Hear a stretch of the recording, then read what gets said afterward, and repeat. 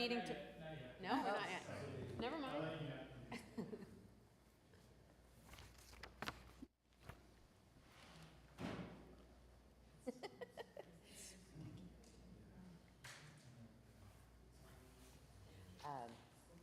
The city passed a resolution that we have to record and live stream, so Right. we're just working out the little, The kinks we the kinks on it. What's going on? What's that? Is it required for the next meeting? We're getting, By February Fourth? 1st. Okay. So It's the this test is, run. this This is dress rehearsal. yeah, well, last one was kind of like our Hey, Deborah, can you warm-up, say and something? This is the dress rehearsal. So we can test your audio out in here. Hello again. Can you speak a little louder? I can try yelling, but I'm actually speaking rather loud. It's showing up on Zoom as it's capturing my voice. Okay, we're working on it. Thank you.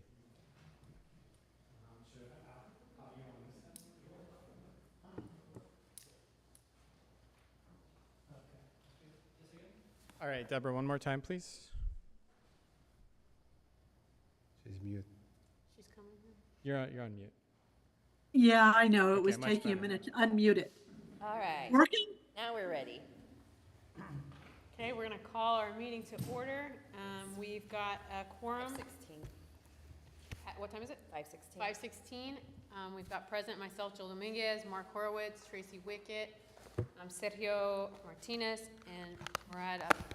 So we are moving on to agenda item number 2, which is the signing of the oath of office and statement of the appointment of the following BCIC board members. We have Murad, Sergio, and Tracy. If I can ask you to come forward to the front. And Nubia will do the oath of office and statement appointment for y'all. Do you need our paperwork? Yeah, bring that because you want to read from it. It's a cheat sheet. Yay. Right? All right, we're gonna start off with the oath of office statement. Please raise your right hand. I, you state your name. Do solemnly affirm that I will faithfully execute the duties as a member of the Brownsville Community Improvement Corporation Solemnly affirm that I will faithfully execute the duties as a member of the Brownsville Community Improvement Corporation of the City of Brownsville, Cameron County, of the State of Texas, and will to the best of my ability. Go ahead. Cameron County of the State of Texas, and will to the best of my ability Protect and defend the Constitution and laws of the United States and of this state, so help me God. preserve, protect, and defend the Constitution and laws of the United States and of this state, so help me God. We continue to the appointed officer statement. I state your name. Do solemnly affirm that I have not directly or indirectly paid, offered, promised to pay, contributed, or promised to contribute any money or thing of value Do solemnly affirm that I have not directly or indirectly paid, offered, promised to pay, contributed, or promised to contribute any money or thing of value, or promised any public office or employment as a reward to secure my appointment and confirmation thereof, so help me God. promised any public office or employment as a reward to secure my appointment or confirmation thereof, so help me God. Thank you. You are now BCIC members. Yay.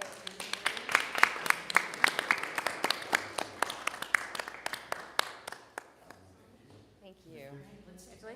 Congratulations.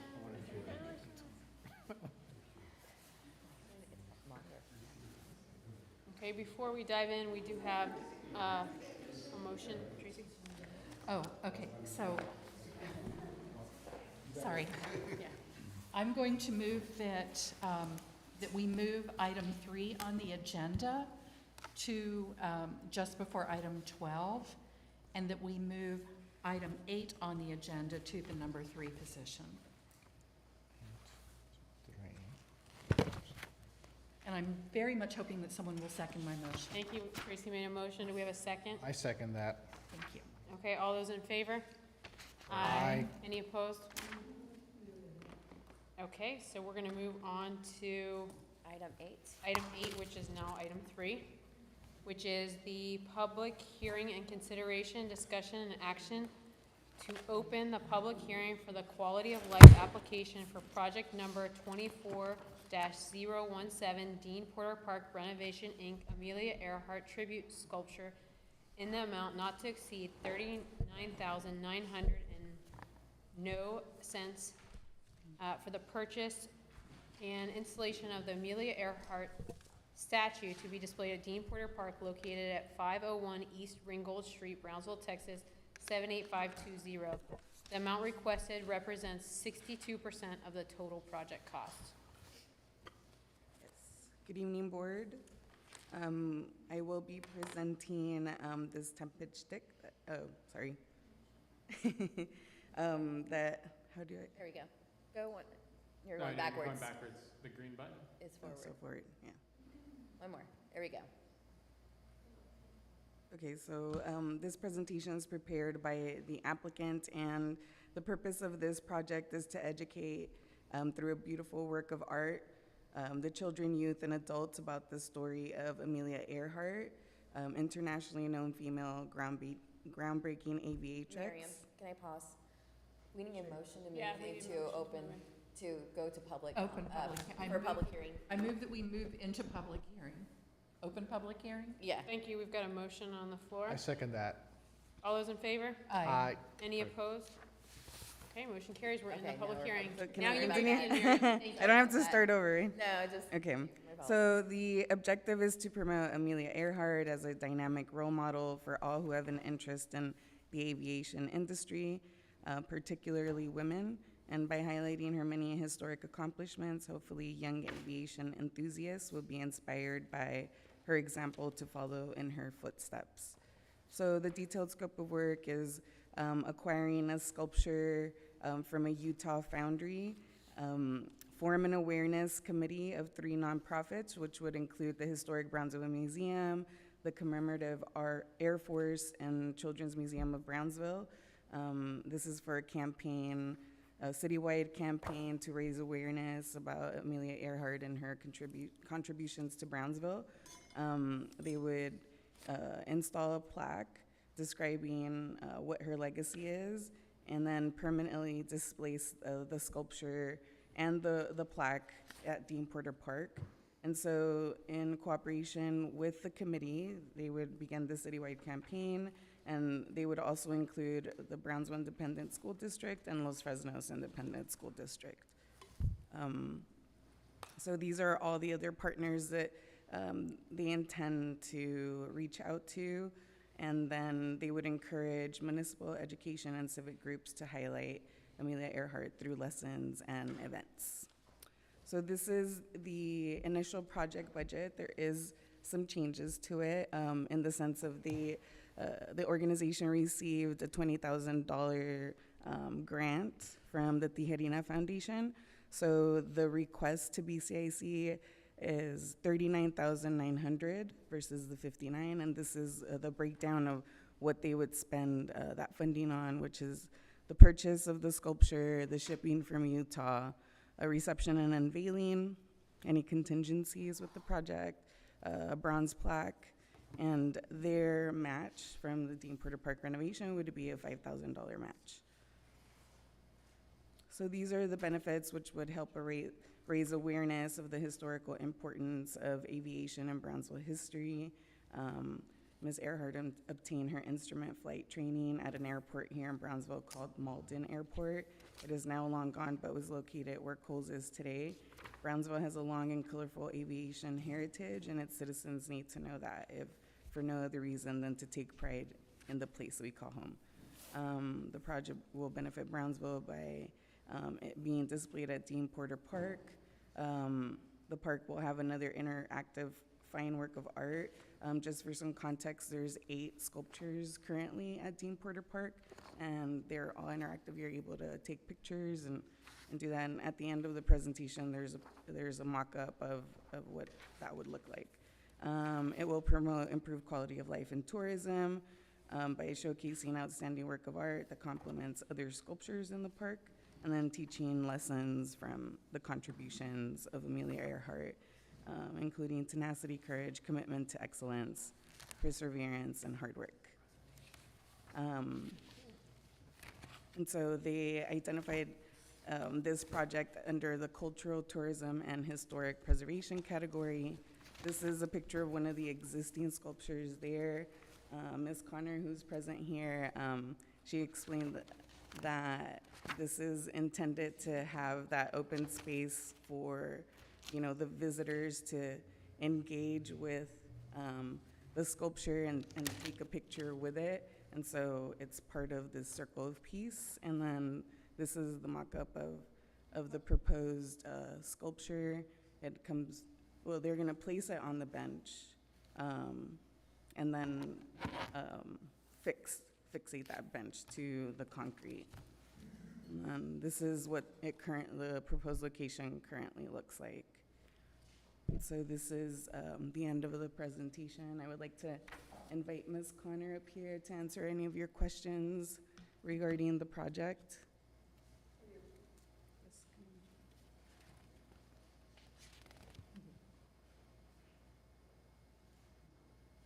Let me go back to Thank you. Thank you for the opportunity to meet with you today. Are there questions that you have regarding this project? I'll be glad to answer them for you. And I want to tell you a little bit about the sculpture and what it means to Brownsville. So are there any questions to begin with? Yeah, I had a question about that piece. Is there gonna be like a plaque or something written there that people could read to learn about who she is in history? Is there gonna be like a plaque or a written? There will, if for the Description. installation, Mm-hmm. no, there's no need to have any additional foundation. That concrete is very sturdy. We'll remove the bench that is there presently. This will go in there and there'll be braces that secure the sculpture. Okay, Is it right under her arm? Possibly to the side, right here.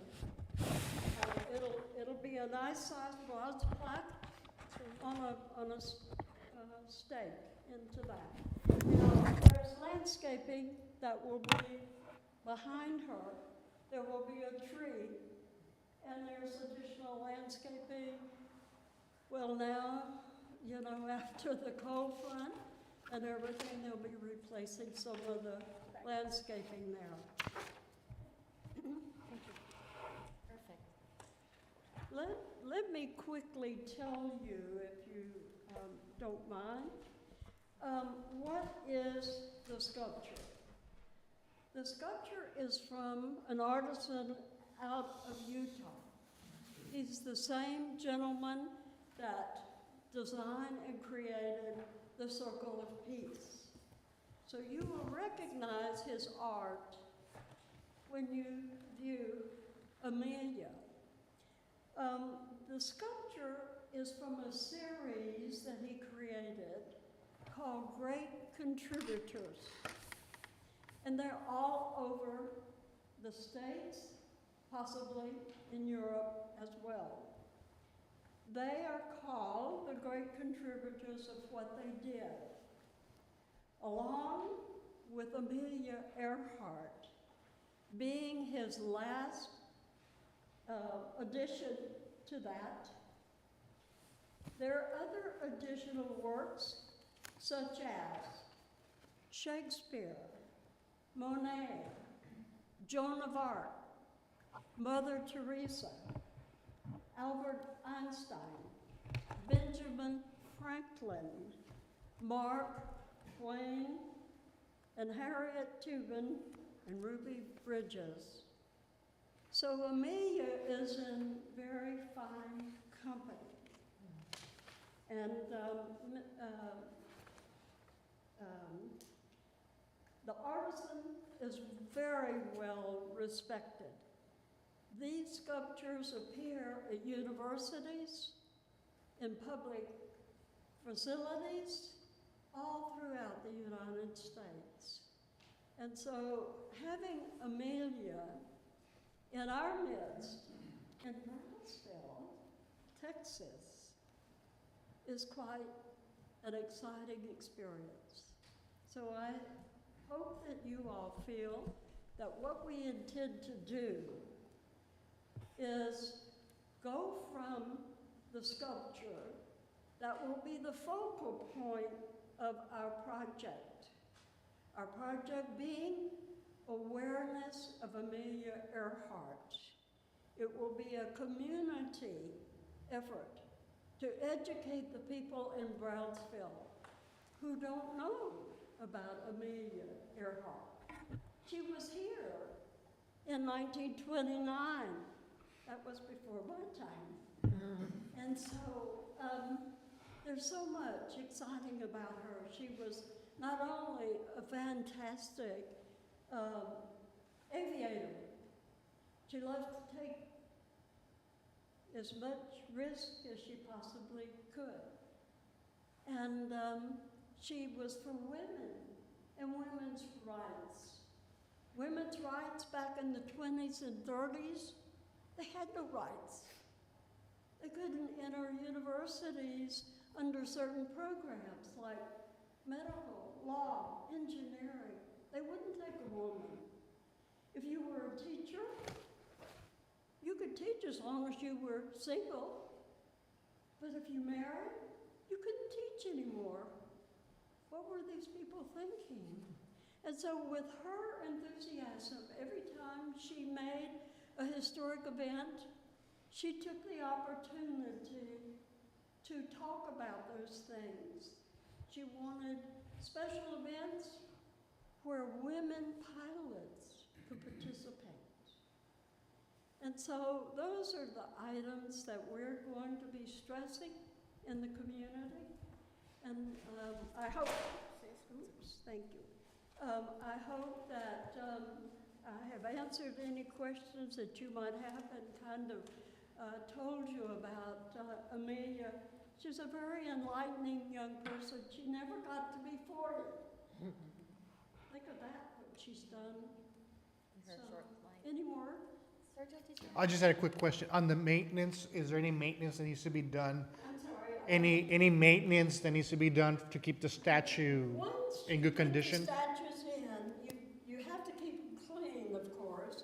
Yeah. And when they become a little dirty over the years, you can clean them and wax them. When they're delivered, they need to be waxed. Most of the time, they'll do that in Utah at the foundry before they bring them. But you just use a paste wax, a special one that we all used to use. And anyway, you wax them and then you buff it off. And it kind of gives them a coating.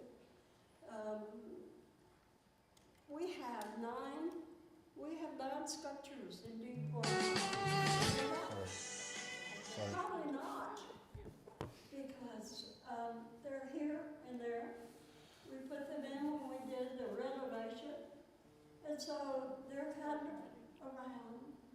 And but of course, the circle piece is very obvious, and it will be at the other end of the meadow. That's the green space in the middle. And so she'll be sitting there on the bench. And she's in the middle. And I don't know. By the Holiday Village. Did everybody get a picture of Yes. it? Yes, yes. Okay. So you can see somebody can sit on either side and for a photo op. So anyway, by sitting at that particular spot, you can turn to the left and you will see the pool. If you go on down, you'll see the Camille Theater. You see the pavilion at the Children's Museum, the larger sculptures are, Children's Museum. You come on up the side, and there's the picnic facilities and shelters that are there. And you come on up, and there's a big picnic pavilion. So you have a circle to be able to see the park. And coming soon will be a wonderful addition to the Resaca in Deepwater Park. So, thank you for this opportunity. Thank you, Melanie. Anybody else have questions? The tall ceiling is a little difficult for me, Yeah. so I can't always hear well. So I'm free to give you any. We have the specific- same problem. So, Anybody else have questions? No. anybody Thank you, else? Ms. Connor. Thank you. Well, we look forward to your support. Thank you. Thank you. Thank you. Okay, we need a motion to close the public hearing. So moved. I have a second. I second that. All those in favor? Aye. Aye. Any opposed? Okay, motion carried.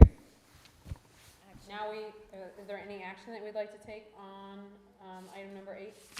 Go Can ahead. I, so was this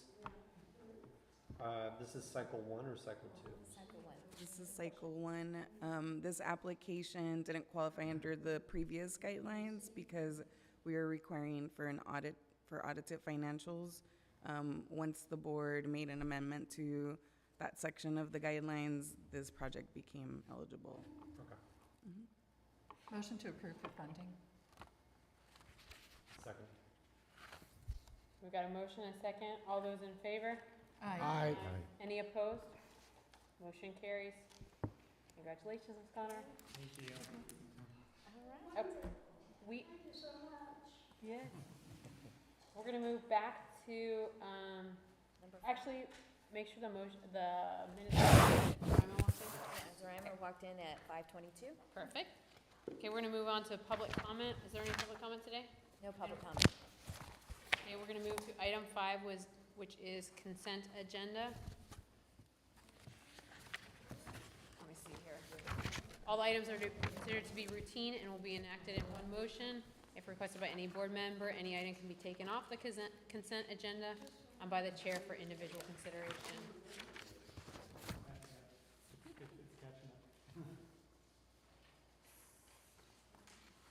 Do we need to wait for it to come up on your screen? No. There it is. Motion to approve consent agenda. There's a motion to approve the consent agenda. Is there a second? I'll second that. Thank you. All those in favor? Aye. Any opposed? A motion carries. So we're gonna move on to item number 6, which is discussion and acknowledgement of the December 2023 financials. Do we have someone from the city? Yes. Raphael. Awesome. Welcome.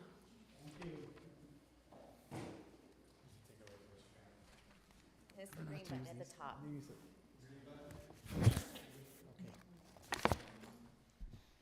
Good afternoon, members of the board. My name is Rafael Garcia. I'm an accountant 2 for the city of Brownsville, and I'm here to present the financial statements for BCIC through December 2023. The first slide we see, we show the total assets of $17,662,538, total liabilities of $514,138, the total net assets of $17,148,400.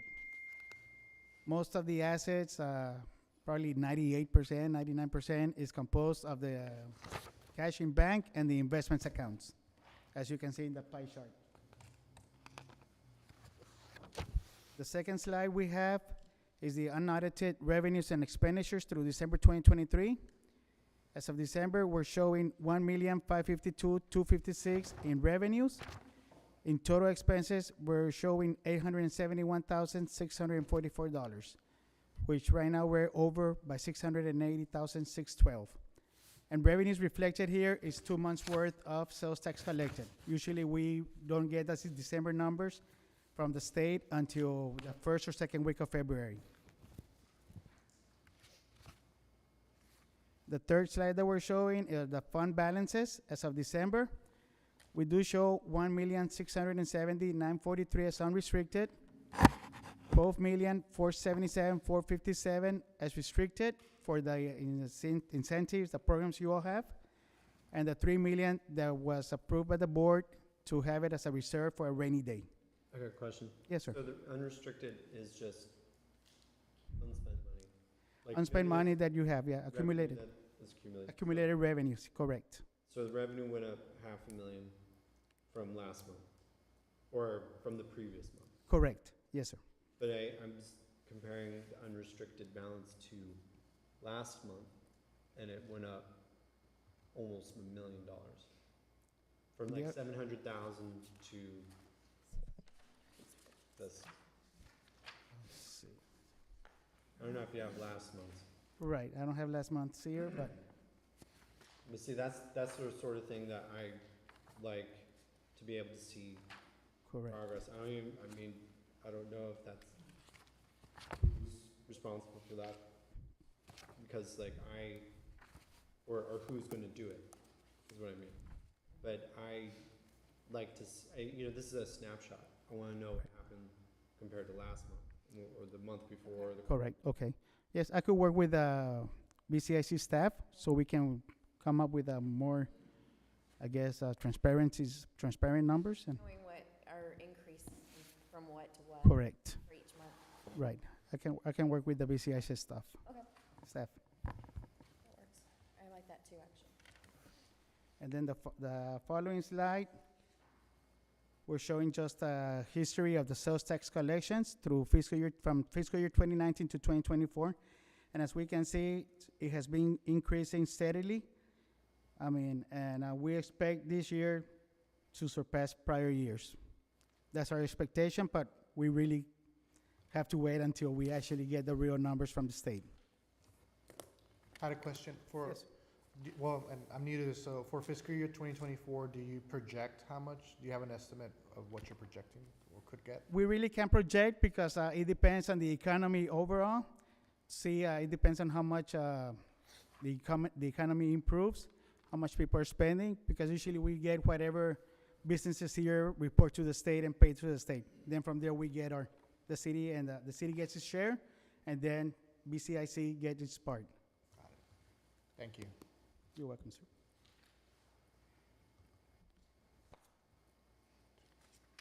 And then we didn't put the other slide. The investments. I think we didn't get that in time to Right, put in the okay, yeah. presentation, but you gave a sheet, I believe. There was a.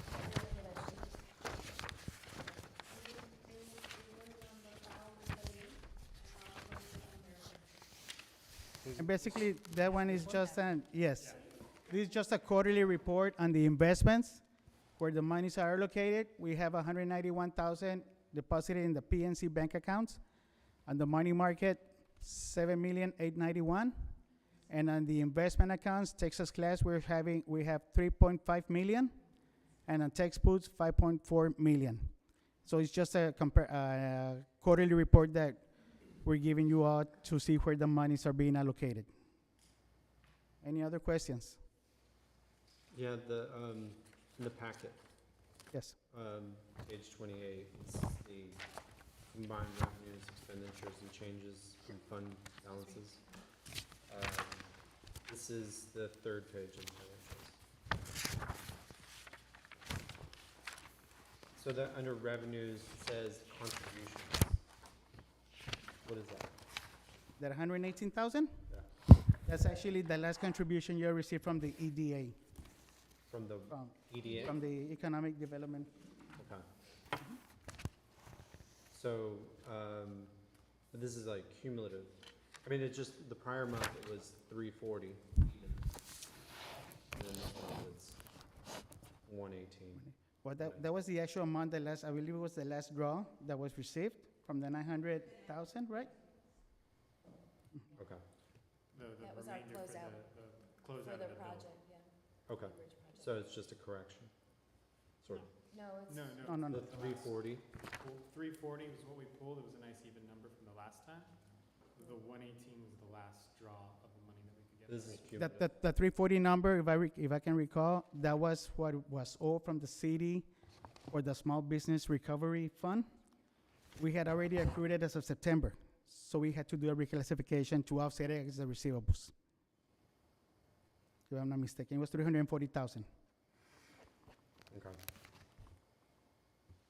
So the 340 was already picked up in fiscal year 2023.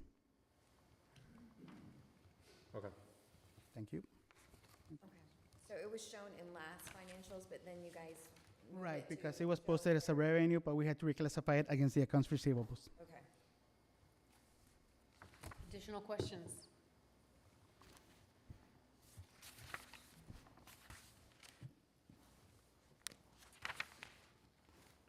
Okay, do we have a motion on the financials?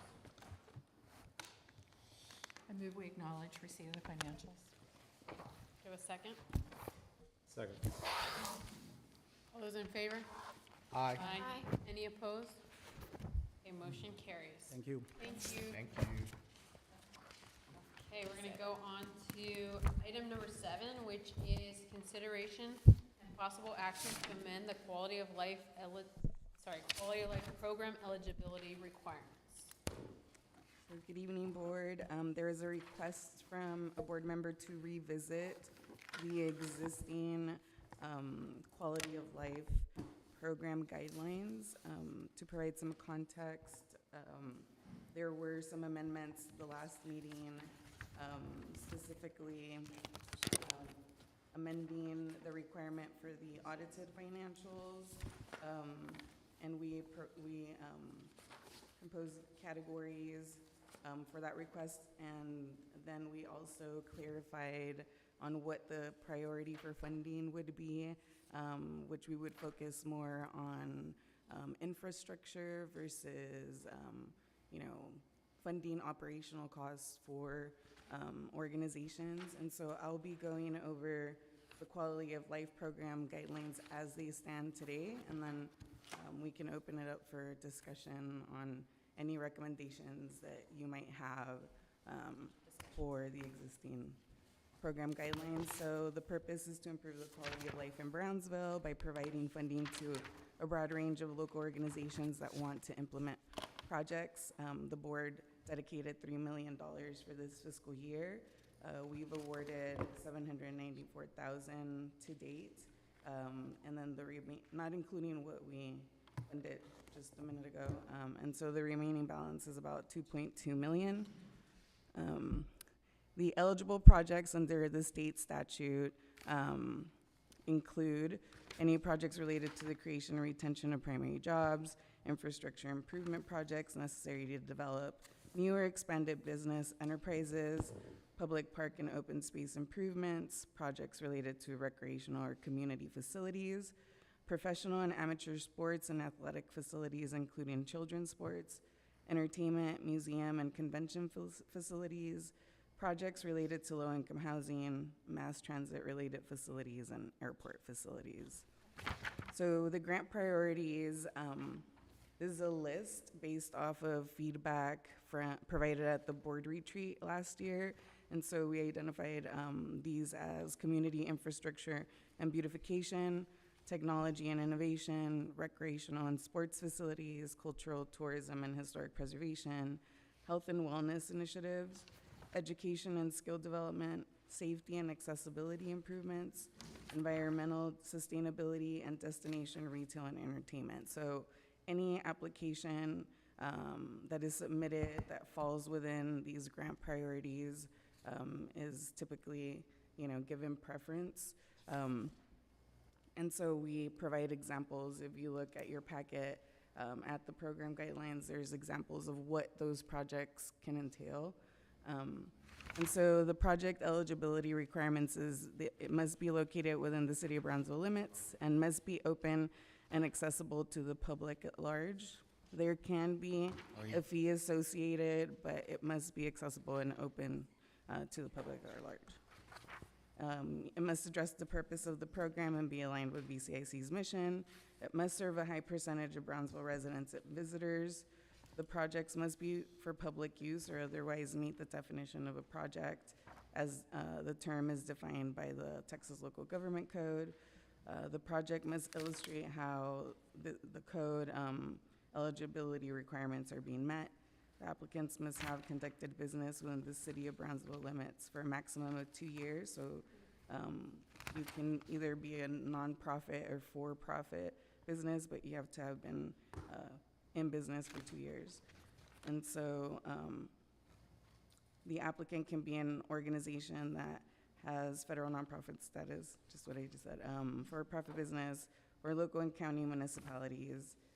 Individuals and churches do not qualify. Be self-sustainable and maintained properly once the project is completed. The project must be shovel-ready, meaning it has completed all architectural engineering plans and has bids and pricing. And then the projects must be well-planned with stated goals, objectives, and evaluation measures that demonstrate the impact to the community. So grant funding, as the board recommended, there is no minimum or maximum grant award. This is the first time that has happened. And so, however, the consideration of the applications is subject to funding availability. So it's basically, right now we do have grant cycles. However, we're proposing to now accept applications on a rolling basis just because of the amendment for the requirement of the audited financials. And so in order to not delay any projects, we will accept it on a rolling basis and then do the public hearing and 60-day public comment period as we receive applications. The grant cycles were a preferred way just because we can,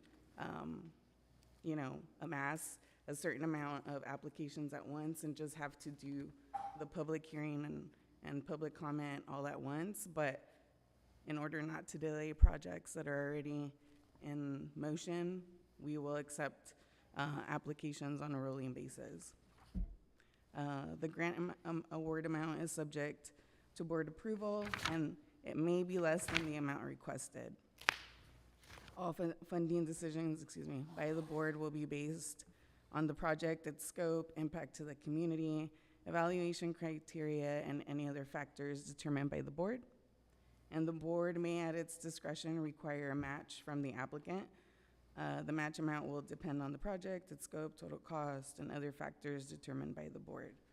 The match may include the following other funding sources or grants obtained by the applicant, land that is being utilized for the project, funding from the applicant. In-kind donations will not be considered part of the match.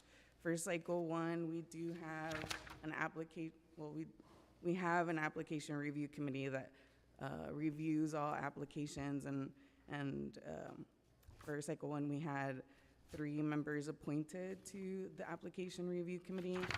They utilize the scoring rubric to evaluate all applications, so anything that scores above a 70 will be presented to the board for consideration. And I'm currently working on improving, how that application review will be moving forward. It is my understanding that for every cycle, or I guess not anymore cycle, but every time that we receive an application, it'll be up to the board whether you want to have a static application review committee or appoint new members for each one. And then I'll work on setting a date and things like that, so that way you know in advance before you appoint anyone on the board to review these applications. Eligible expenditures are limited to items that are associated with buildings, equipment, facilities, targeted infrastructure, and improvements. This is based off state statute. Funding for infrastructure projects with tangible community impact will be prioritized. This was one of the recommendations from the review committee. And then the following bullet is too, and so this is what's on our guidelines. Please note that our program funding does not cover operational costs. We prioritize resources towards infrastructure improvements. Operational expenses such as rent, utilities, personnel costs, and other general administrative costs are expected to be covered by the organization applying for this funding independently. Grant disbursements. So this program offers reimbursable grants for eligible activities. All of BCIC's programs, not only community development, are on a reimbursement basis, meaning the program participant must first expend the funds and then request for reimbursement. And they have to submit documentation to BCIC, making sure it's an eligible expense. And so for this grant in particular, they can request reimbursement upon project completion. The program agreement will have detailed information on how to submit reimbursement requests and what documentation is required. And so how can someone apply? Applications are available on our online application portal.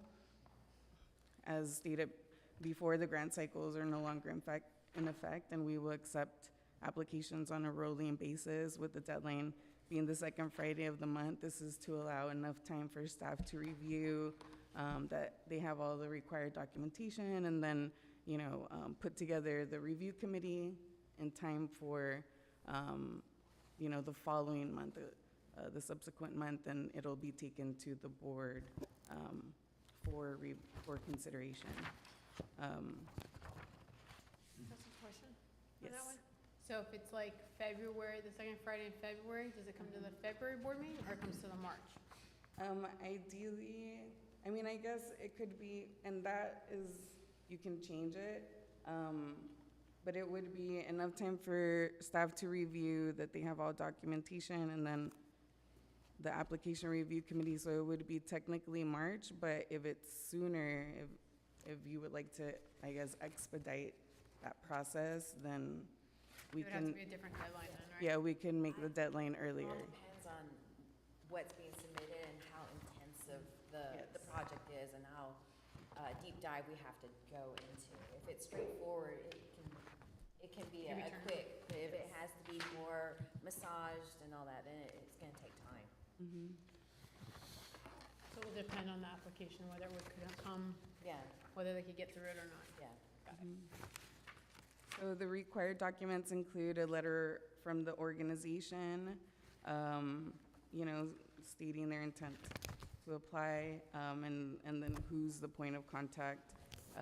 Letter of commitment from the chief administrator, the organization's current 990 federal tax return, or the organization as a business, the current tax return for the business. Organizations with revenues of $250,000 or greater are required to have their financial statements audited annually by an independent public accountant.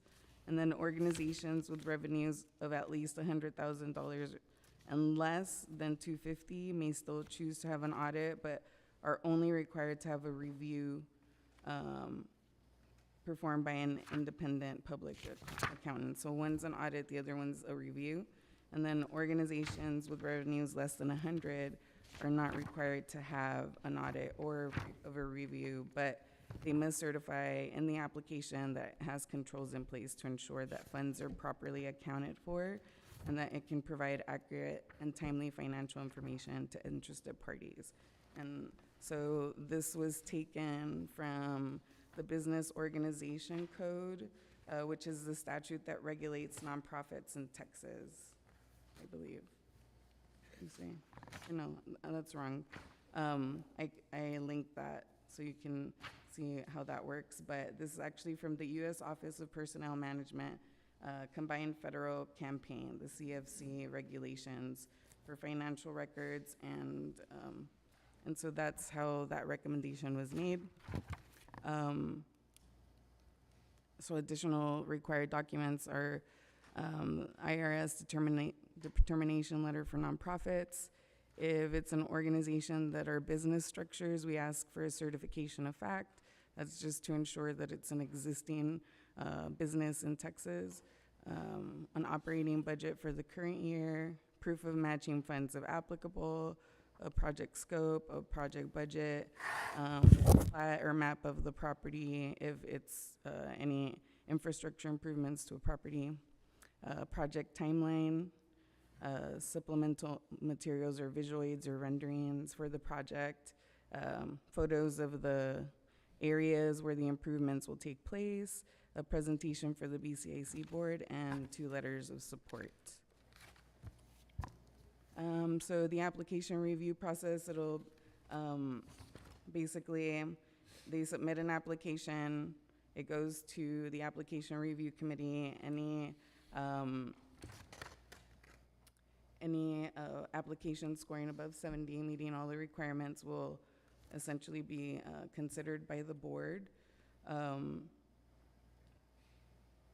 And then it'll come to the meeting as a public hearing, and a notice of the application and request for funding will be published and posted in accordance with the requirements of the Open Meetings Act. When action is taken, the board may approve, table, or deny an application by a majority vote of the board members. The board, in its sole discretion, may determine the grant amount and any other terms. Applications approved by the BCIC board will require additional approval by the Brownsville City Commission. So, for instance, the Dean Porter Park application, you guys approved it tonight. We have already published the notice of public hearing and 60-day public comment period, which appeared in last week's Sunday paper. The 60-day public comment period ends February, well, actually, they were from the first round. Yeah. So that 60-day public comment period ends February 12th. We will take it to the second meeting for City Commission for final approval. Yes, Mark? So, not to stop in though, but these are guidelines that you're proposing now. No, these are already in effect, and so like all of the public comment period, that's a requirement for projects that EDCs carry out. Well, the Are you saying cycle, by effect, who approved these guidelines? You guys did. So all of this When was you part remove of, the cycles. I'm sorry? Yes. You removed the cycles. That's one of the things that we want to remove, is remove the cycles and have it rolling. It hasn't, Because- we have to make a motion to do that, it hasn't. Yes. Yeah, it hasn't happened. I did a typo. It's still a part of the guidelines if you look at it. But that's a proposal. So I think, I mean, I guess I'm confused, because like a lot of this we've heard before, but there's some things in here that are different. And it's hard to tell. I mean, I'm getting everything. Those were about right to now. get changed? I'd like to know what's the difference. So the difference is just the requirement for audited financials. Now before it was, if you apply, you must have an audited financial period. Now we broke it down into organizations above 250 are still required. I have a question. 250. I don't Oh, we did recall, that last meeting. Yes, that was last month. The only changes were what we brought to you guys last month, which is the audited financials amendment, and then that we will prioritize infrastructure improvements versus, and not fund operational costs. okay, so I recall that when we approved the guidelines initially, there was no auditing requirement. In September, we did not have auditing requirement. When we approved, It was required for everyone. It was required for everybody. no, we did not. We've actually like lowered, right? Check the packet. No, look, if you go to the original approval of the guideline for the quality of life, we did not had an auditing requirement. I think it was, but it was just very generic, Yeah. right? It was just one. There It was like no- one sentence, It was It was one not. It sentence. was nothing. It was not. right? On I the remember because I website, so made the September point that we don't 28th. need audit for these because we did not require audit for the city. We said for this quality of life grant, we're not gonna require audit. But go back to the September agendas or actually September minutes. You'll find that. So that's why I'm confused. That's why I brought this agenda back to the table because like, I don't understand why we're talking about audit. Why we brought audit back to the discussion. And to prove my point, 8 of the applicants that you have received in the cycle one, many of them did not have audit. So how they qualified to apply if they did not have They audit? didn't, they were denied. No, they applied. last They qualified to apply. Right. We did not deny them to apply. They asked, they said, So- yes, we can apply based on the guidelines, which did not require audit. In the middle of the process, we brought up the audit situation, and that's where these became disqualified. Otherwise, why we would have accepted the applications?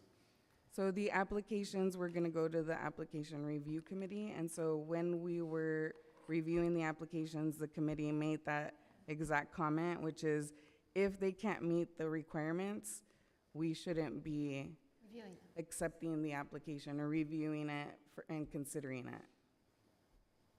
So I guess I'm really confused about the purpose of like staff versus subcommittee.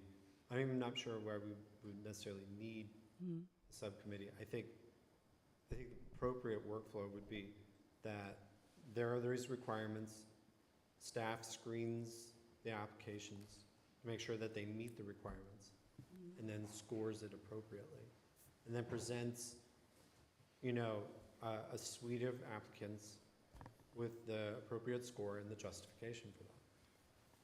And I think like that would make it easier for everybody. I think for the board as well, you know. And then it's like, it feels kind of strange also to have like 3 board members like know in depth what's going on, and it kind of elevates their voice. And it's like, I would like the whole board to have like we're all equal, so I'd like to have an equal shot at each application. Well, I thought the review committee was gonna rotate so that every time, every cycle, or every kind of review would be a new set of board members to be given. Yeah, but that was just to review, not to recommend policy change, right? Yeah, it was just for reviewing. So as somebody who did do the review, I would be delighted if every board member would take the amount of time that it takes to go through and review each one of these in depth and do the scoring. I can tell you I spent 6 hours doing review and taking it really seriously, using the rubric, coming to a meeting, having discussion about why or why not and why I scored things the way I did. I will tell you that had staff been the only ones to do the review, I think things would have been incredibly different, because I know that Miriam and I were worlds apart on certain scores.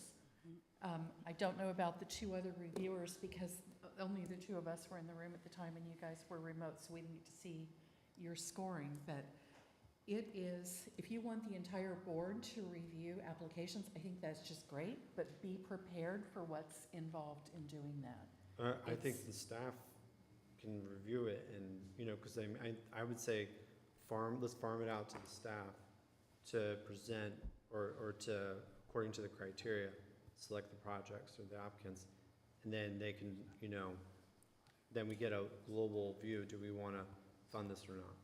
That sort of thing. So you're saying, though, that you want to have the opportunity to go in as deep as the reviewers did. To do that means a lot of reading, a lot of scoring, a lot of understanding what the rubric means and how does the application fit into the rubric. Is everyone prepared to take that on? Mark, Go ahead. sorry.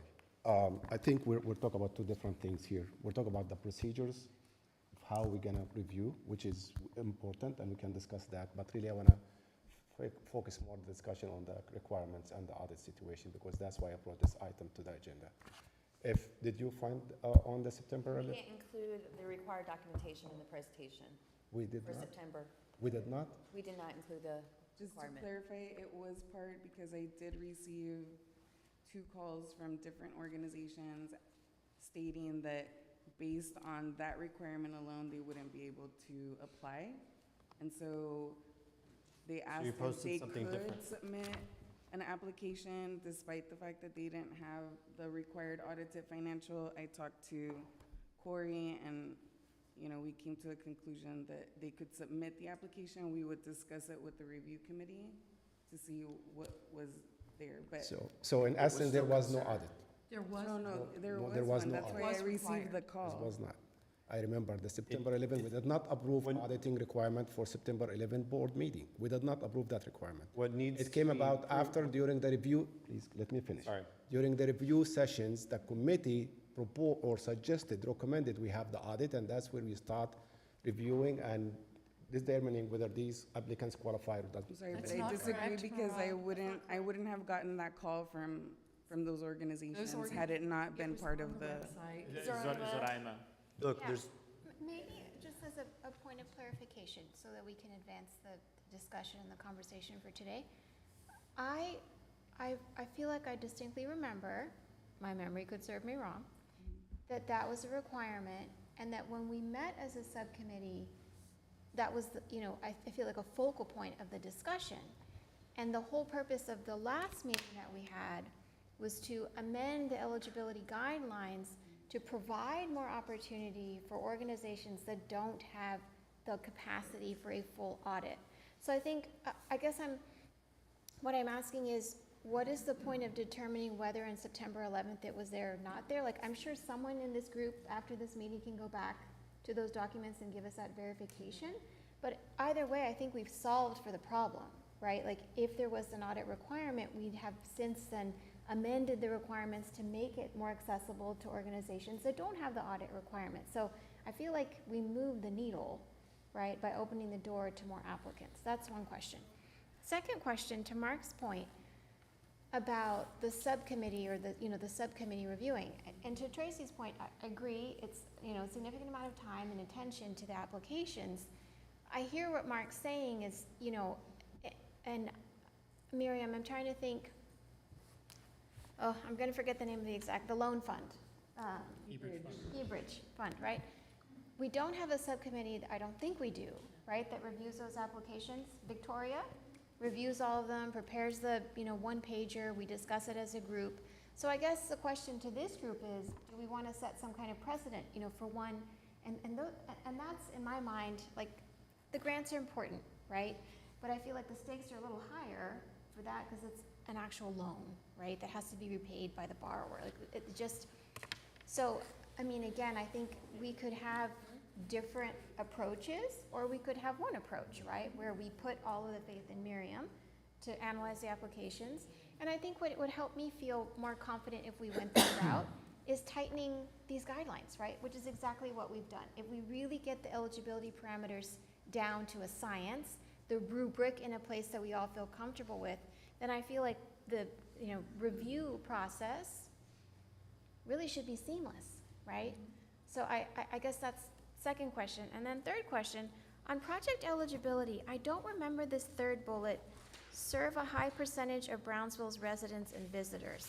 And I guess I'm just asking about that because, again, right, we go back to the rubric and whose interpretation of what do we mean by serves a high percentage? What is high percentage? And if I'm an applicant, I think that would be one of my first questions to you, right? Like, what is a high percentage? Is it 50%? Is it 80%?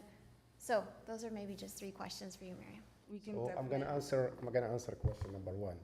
Yes, you try to help out with moving the needle if that's the argument, but having organization with a revenue of 250,000 requiring an audit, that will eliminate plenty of our local nonprofit organization. We know that many of our local profit organizations do not have an audit, and they are operational budget is more than 250. So by default, we are creating a hinder or a constraint in front of these organizations. So I don't think that helped.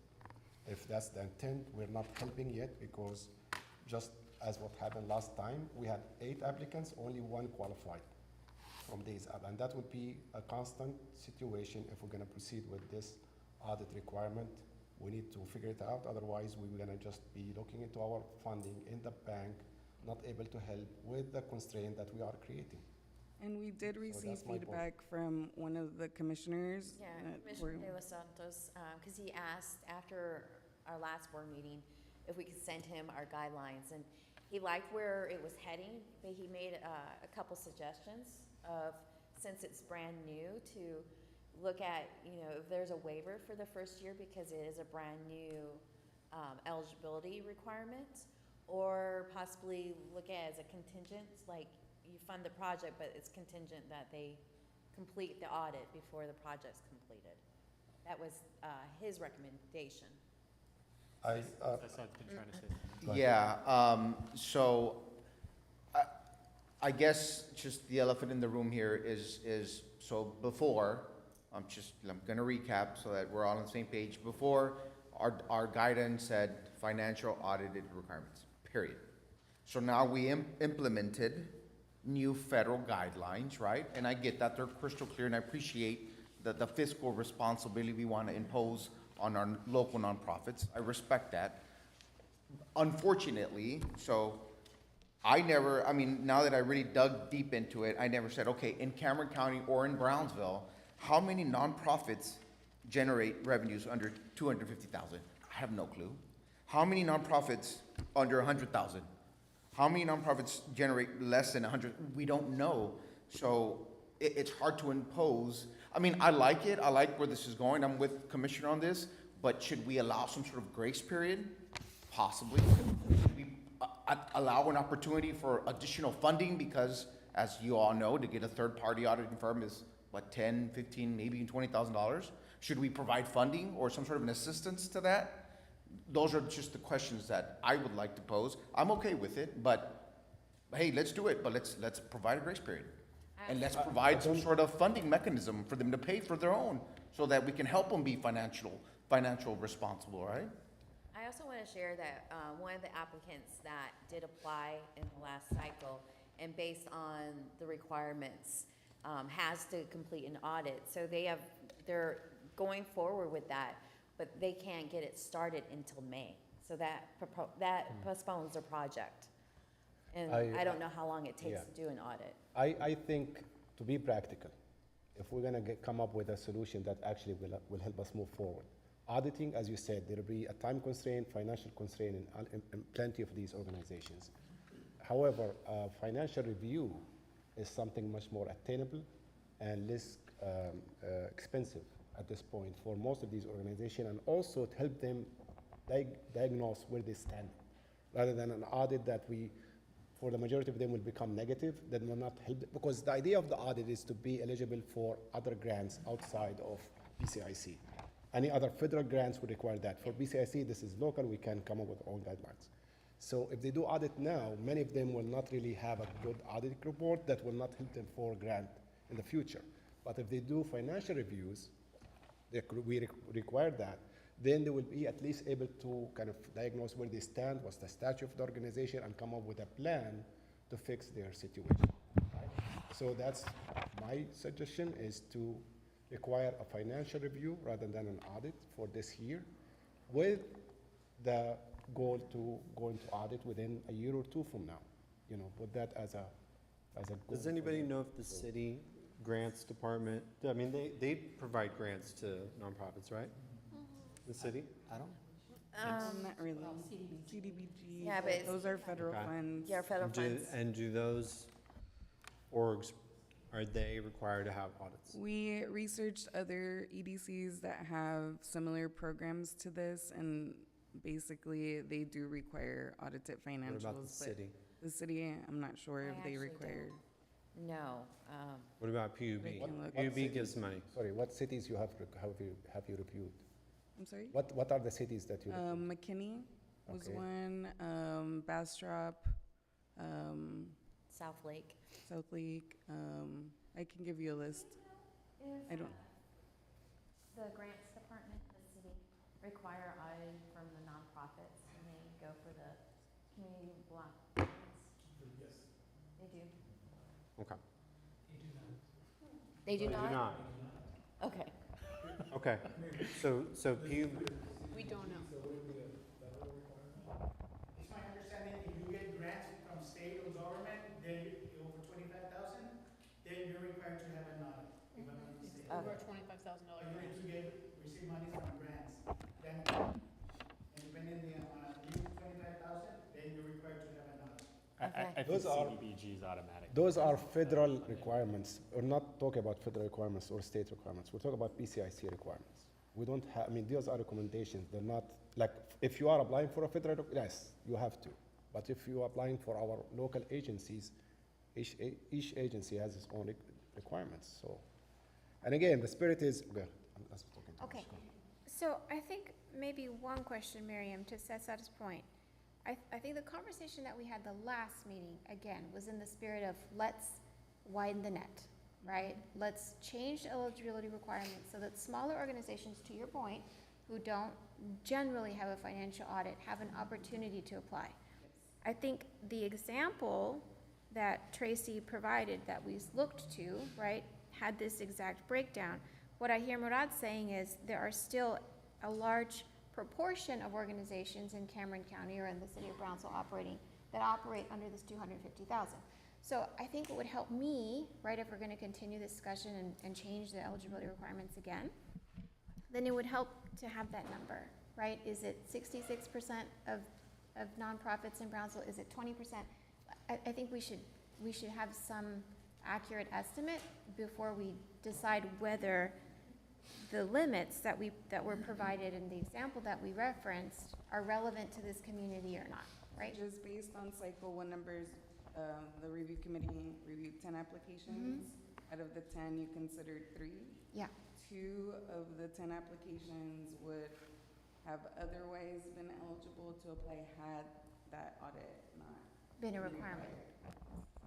Is there a world in which we say, like, if the grant is under $25,000, then it's not required or something like that? Like, put a, Another suggestion I thought of was, you know, you could look at like, if their request is 20% or less of their revenues for the year, you know, 80, 90%. just trying to think outside the box Okay. where there could be a What we're trying compromise. to do here, what we are trying to do with this They grant. don't even. We're trying to broaden the Third-party net. financial Okay, and we're audit. trying to help these organizations. Yeah. We're trying to I mean, get projects going. If organization is asking for, like, Good Neighbor, asking for 125,000 and we give them 25,000. yeah.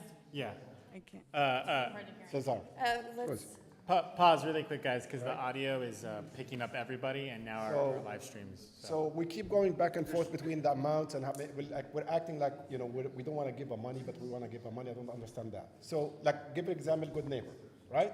We said they asked for 150,000 or something like that, 175. How much they asked for? We told them we're going to give you 25,000.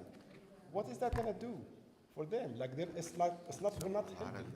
I mean, these organizations, they go through a very tedious application process. We ask them a lot of questions. They come up with a good plan to present to us to how they're going to spend the money. And then we tell them, okay, we're only going to give you 25,000. We'd rather not give them anything at this point. Well, So- that was discussed very thoroughly at the last meeting, as was loosening the audit requirements as well. I mean, we spent over an hour discussing all of this and coming up with what those of us who were present thought was a great solution, using something that was already a federal guideline that we could say, if this gives them the capacity to be a part of the combined federal campaign, that's capacity building as well. But We not- used an established standard instead of just making something up that might fit the needs of one of our favorite nonprofits. We said, no, we're going to use something that's already been This established. is benefiting only the good profits that have the eligibility and the capability to do audit. So the very, like, 10% of our organization, what we're doing right now. Well, we don't know that. Yep. Yeah, we don't. I feel like that this, in my mind, again, we looked to this standard, to Tracy's point, because it's generally accepted, right? So if the information that we're getting now is that the financial profile of the nonprofits operating in Brownsville are, 80% have revenues of 250,000, but they don't have a financial audit, then that's additional information that would be helpful in my mind to make a decision. But I think we might have to look to you, Miriam, unless someone else on the board has that information, to figure that out. And to whoever asked about the city, I think that's kind of points to where this conundrum may lie, right? I don't know that there's a central point of information where you can determine that, without kind of cold calling, right, the list of organizations that operate in Brownsville and determining what your level of revenue is. Do you have a financial audit or not? I agree with that. I think we need to kind of right-size these generally accepted guidelines to our local community to see, because we don't know. I mean, there's a question mark. I mean, we can assume, we can say 90% of nonprofits don't have third-party audited statements or documents, right? Well, I don't know that.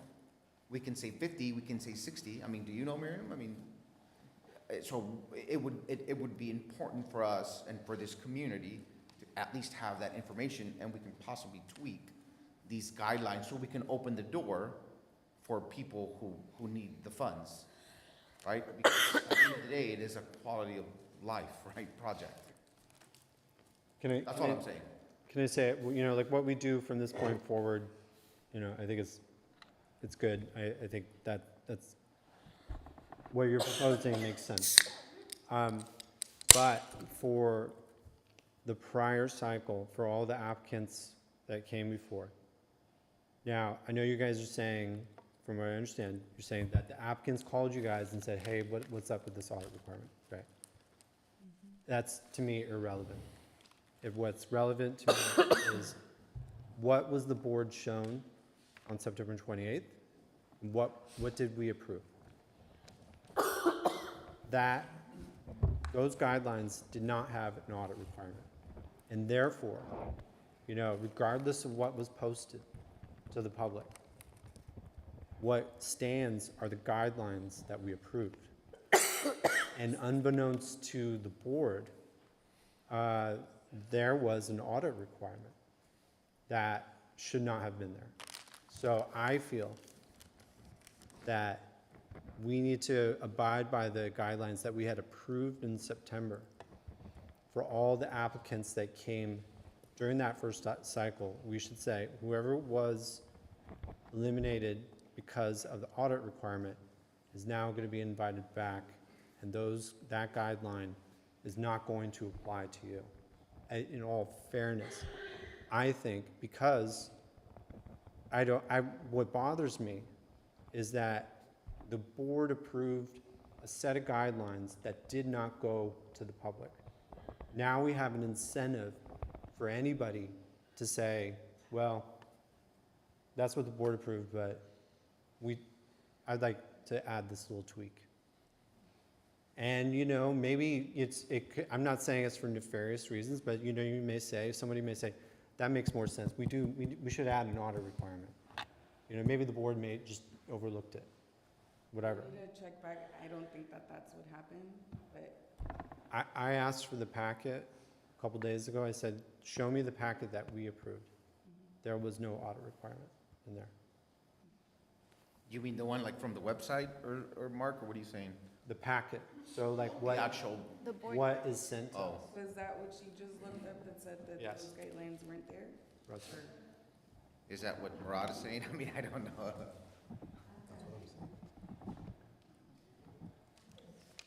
So I'm just looking at, you know, I'm not saying that an audit requirement is a bad thing. I'm just saying what we need to do to correct how we do our process. Do we have an audit for BCIC?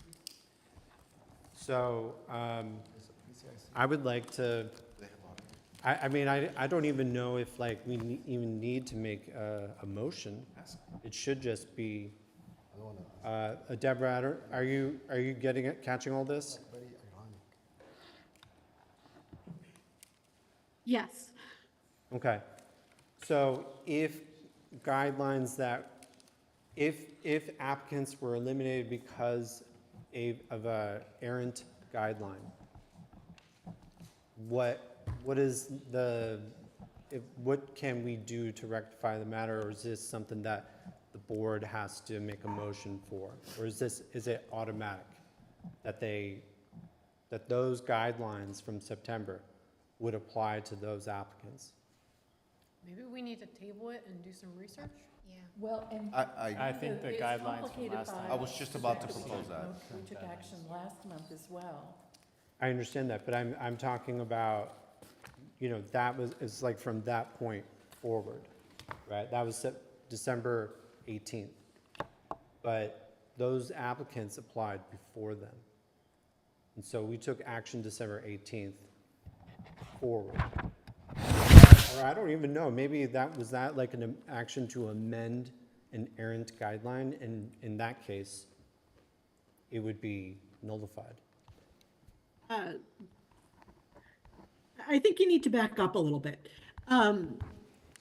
There is a question that has arisen as to what is in the guidelines that were applicable to a particular period during which certain actions were taken by the board.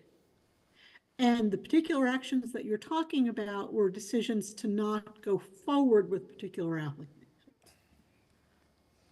Or it may also be the case that some of those applications were never submitted to the board. I don't remember the exact detail there. The first thing that's going to have to be addressed is what were the actual guidelines that were adopted. And that's not something that we're going to decide tonight. That's something where someone after this meeting is going to have to go through and pull out the original guidelines that were distributed and acted on and should be, I believe, attached to the minutes and see what those actually say.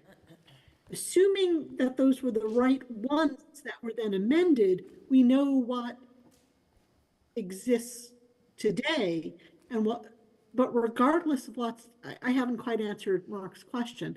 Regardless of what is in either of those, the board has the ability today to amend the guidelines in the way that the board wants them amended, because that's what's on the agenda for today. With respect to the question of what happens with something that, with a particular project that either was not presented to the board because staff and the committee believed it did not meet the requirements, or that came to the board and was not approved on the belief, true or not, that it did not meet the guidelines. I don't recall that the guidelines themselves cover that. There isn't a reason why, after guidelines are amended tonight, any project that was not approved couldn't be reconsidered if it currently meets the guidelines. That's something the board would have to decide.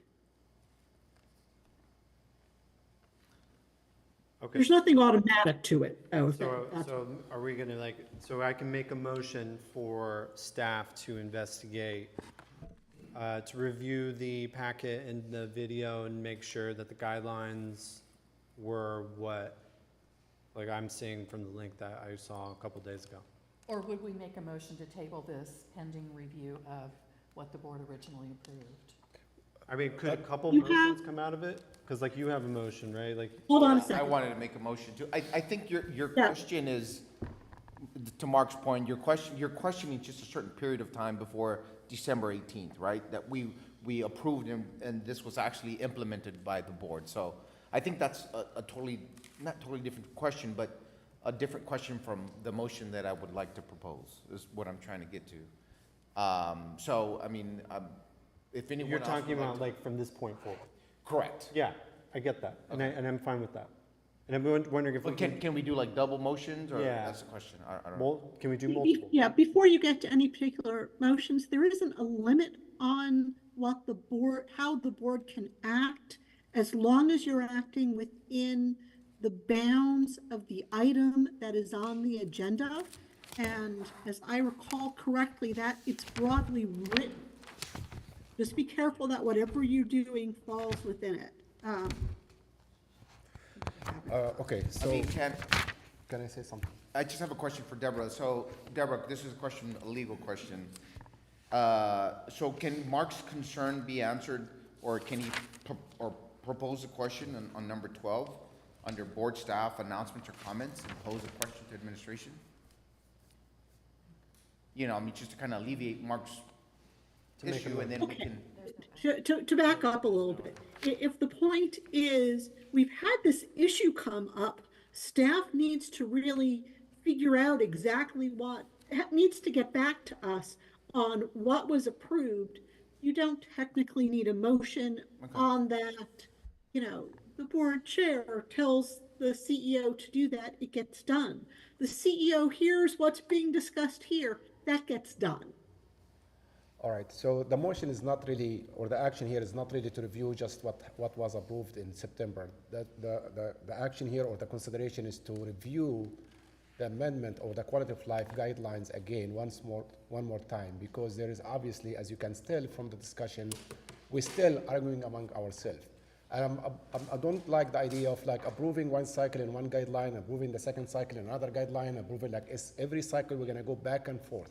I want us together to review the original, discuss the amendment, and come up with and figure out these data information that the board is asking for about the numbers, the amounts, the revenue, operation for the majority of organizations, so we can come with a consistent, once and for all guideline that we can all adhere to it, whether first or second or third, so we don't keep going back and forth every time.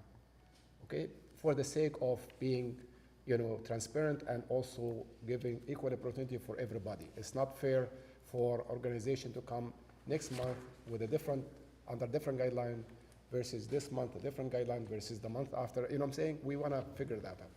My concerns came about because I understood and we saw the results of this particular audit requirement that many of our applicants disqualified automatically. One of them is what we just approved today.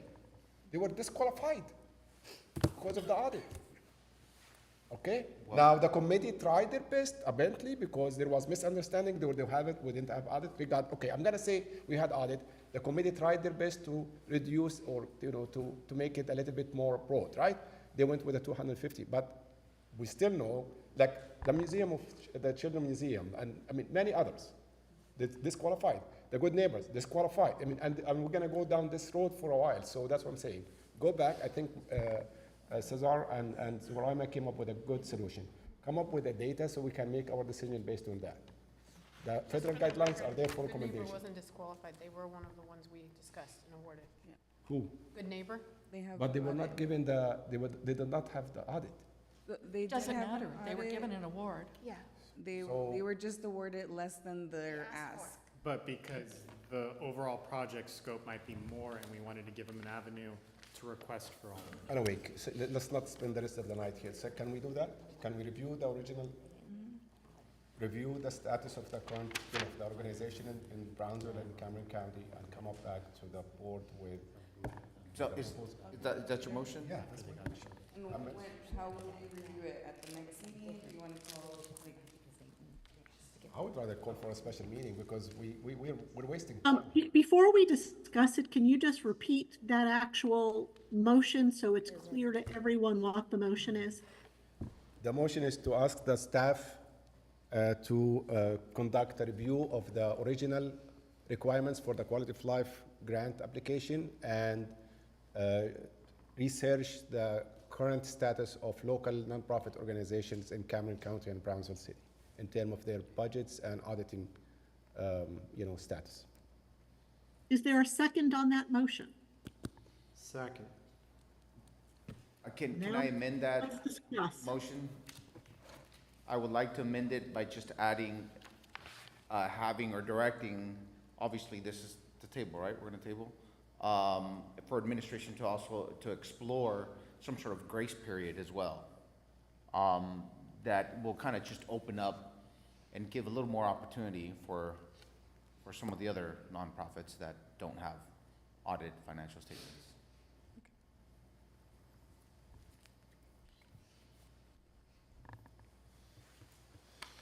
Okay, Deborah, so there's amendment on the floor, so do we need a second on that one?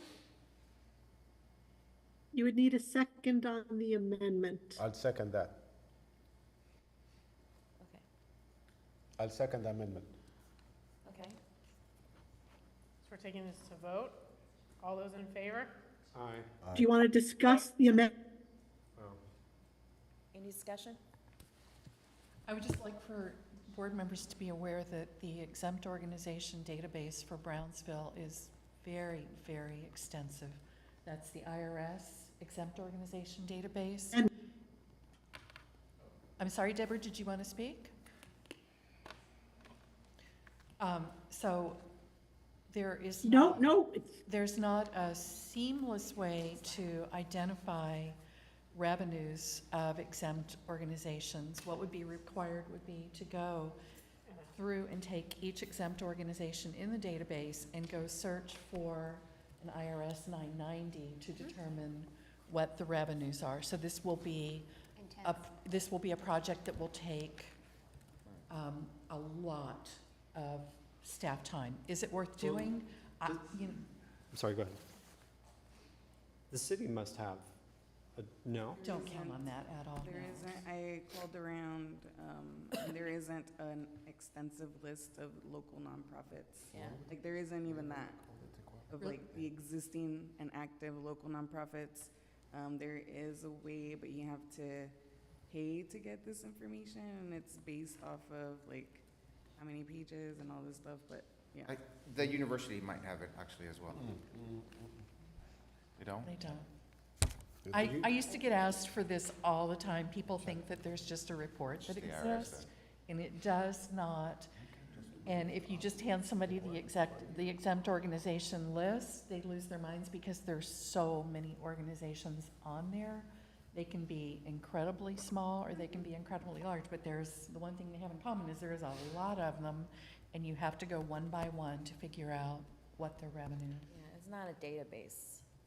How many Well- applicants have applied to date, whether approved or denied? 11 applicants, one application, they needed more development because it was just an idea. They didn't really have any way to implement their idea, so that one was automatically not reviewed by the application review committee. So they reviewed 10 applications out of the 11 that were submitted. And out of the 10, we approve 3. 4 now. Well, yeah, 4. So out of the 10, 3 met the scoring requirement, which is 70 and above, and all other requirements, like submitting all the required documentation. So 3 of them were brought to the board for consideration and approved. And then the Dean Porter Park that you saw today, the only thing that they didn't have was the audited financial. And so once those guidelines were amended, we were able to bring them to you guys. So then at a minimum, you could probably pull the 990s for the 11. So that's part of what they have to submit They already as have a part of copy, the so we application. have that information, okay. So the only thing that I would say about that is that the ones that applied were the ones that read the requirement for an audit, saw that they didn't qualify, and applied anyway. We don't know how many organizations would have read the requirements, seen that an audit was required, they didn't have one, so they disqualified themselves. That's why I think basing any decision on the number of those that apply isn't gonna be a good metric. You said there was a paid service that you can just There's get the a- data. There's a paid service, the extent of the information that's provided, I'm not sure. As far as I know, it's basically like what the name of the organization and where they're located and things like that. I don't know if that paid service would include any revenue information, but I can find out. Was it Charity Navigator or something like that? I don't remember that. Nelson actually found. Yeah. Data mines from the websites and compiles it. It's not from the. So we were looking to compile information at least to get an idea of like how many nonprofits were in Brownsville, how many were active, things like that. But we did run into that little caveat that it was going to be pretty time consuming. One But thing also I if wanna- that's required, sorry I to mean, interrupt. we'll do it. One thing I want to point out is like, I mean, we already heard the news about, we saw the news about the commission approving to maybe dismantle BCIC. So what's the point of trying, I mean, we need to spend our money as quick as possible in a reasonable way and in accordance to the budget that we have, $3 million in the account that we want to spend this year for quality of life. So I don't even see why why we're trying to be very, what's called restricted in the way we're gonna spend this budgeted amount if this organization will not even exist next year. So that's even another factor for us we need to expedite trying to spend the budget that we approved for. So maybe to take a step back before we vote on the proposal and then the motion and the amendment. I hear what Murad is saying, that it's only $3 million, right? The objective here is to disperse the funds so that organizations can use these funds to improve the quality of life, right? Yeah. I think regardless, though, of whether BCIC is around for 2 more months or 6 months or 10 years, regardless, I think as an organization, we want to have a set of guidelines that we can all stand behind, right? That are transparent and, to Mark's point, that are consistent, right? Like, if the issue is consistency, then let's just remedy that issue. I don't think we should act with the sense of expediency based on something that may or may not happen, we just don't know. And even if it does, I think we all agree that regardless, we want to be able to stand by the eligibility requirements. So I really just think like first things first, to Mark's point, let's figure out what was in the packet on the September meeting, what was on the website, right? If there's a discrepancy there, then I think we do have to revisit, to Tracy's point, the organizations that didn't apply because of a potential self-selection bias, right? So I think maybe let's take that as the first step. If Miriam, in the process of what we suggested, which us seemed like a data-driven decision, you realize the information is just, it's an insurmountable search, then come back to the board and say that, right? Agreed. Like, this is a dissertation project for someone, right? Like, this is not easily identifiable information. I think we'd get it, right? So I think what we're trying to suggest is let's have a data so we can make a data-driven decision. I think what I hear Mark and Tracy saying, which is equally valid, let's determine what the parameters were, and then if there was, misinformation to the public, then we have to course correct for that. So I think if we maybe try to do those things simultaneously, then hopefully, if you do this in 2 weeks, we can revisit. We don't have to wait a month, right, to make this decision. And again, I think the spirit of the board in general is let's modify the guidelines so that organizations have the best possible chance of applying, given that this is not a federal grant with 300 billion, requirements. It's $3 million, it's for quality of life. I think we're all on the same page. It's just helping us ensure that we're transparent in getting there. Does that help? I feel like Thank you. we have two paths maybe. All right, so we have a motion, we have a second, we need to, and we have amendment. We need to, Start again? we need to move I thought we again. voted on it already. What we're doing, Not like. quite yet. Your what we're amendment doing has now- a second, so. Yes. Oh, Yeah, your amendment does have a second. So before a vote, I think it would be helpful to have the motion and the amendment read back. Can we have it restated or Yes, my motion was to do review of the approved guidelines, original approved guidelines, right, and the amendment.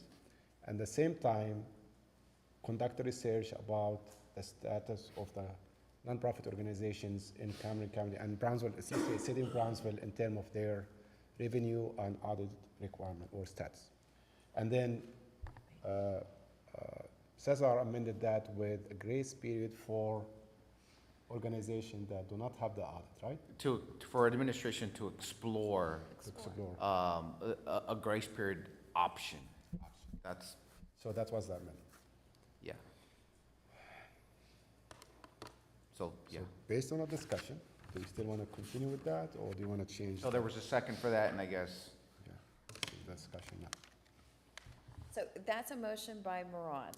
Can we Yes. do that? As amended by Cesar. As amended by Cesar. I wasn't clear whether the vote on the amendment occurred. yes. The amendment passed? There was a So we motion and a second. There was not a vote. no vote. Oh, the So there vote, was no, not there a vote was. on the amendment. No, the vote. And what you would need to do first is vote on the amendment. And then, depending on whether that passes, you're going to vote on the motion either as amended or as not amended, depending on what you decide to Can we do. just make a new motion? So that's clear. What's that? You've Deborah, can we got, make a new motion These are already out instead? there. Just put it all together. you have a motion and a second. Something We has have to You need to deal with that. All right, so, You can vote it all down, but it needs to Shorten be it up, dealt with. Yeah, It's on the just do table. that. Vote it down and then start over. Or did table? No, no. no, we need to decline the amendment. Cancel the current Okay, let's motion. do a Okay, vote. so we're gonna take. We got a a- first we're and gonna take a- second. We got a first and second, we're gonna vote on the amendment, Cesar's amendment, right? Yes, Is that what she's telling me? yes. Okay, We're gonna decline it because we want a brand new, clean amendment. Exactly. Oh, you need to, well, all those in favor? For what? For the motion and the amendment? on the amendment, Because we're gonna you're start- just talking Aye, about yes. the amendment to the motion. Okay, we got Cesar, who's an aye. Any opposed? We have And now we're gonna Murad, include yours in the. yeah. Okay, so So now the we're gonna. motion, the amendment to the motion failed. Oh, So now what is on the table is the motion, So you gotta say it all the over. again. original motion without the amendment. So we're gonna vote on the amendment? No, No. the No, motion. you just voted on the amendment. That failed. We're voting. So what is on the table now is the original motion unamended. Okay, the original motion was made by Murad and it was seconded by Mark. You guys ready? All those in favor? Any opposed? Okay, do we have any other motions Can I have the names for opposed? for opposed? Tracy. Sergio. Murad. Cesar. Wait, we're confused, I'm confused. So we're canceling everything, we're gonna create a brand new motion Got it. altogether. So everyone's. It's not canceled, but there was a vote, that Voting motion failed. That's the right one, sorry. Okay, so now we're at a clean slate. Got it. Is there a motion for item number 7? A really clean motion? Looking over that end of the table. Yes. I want to, first of all, we need to, as Sir Ahmed said, we need to come up with a plan, right? So I will give the staff 2 weeks, 3 weeks, what's like a month? Our next Like, board meeting is when next February week? 22nd. February 22nd? Do we want to wait until February 22nd? No. That's not an issue.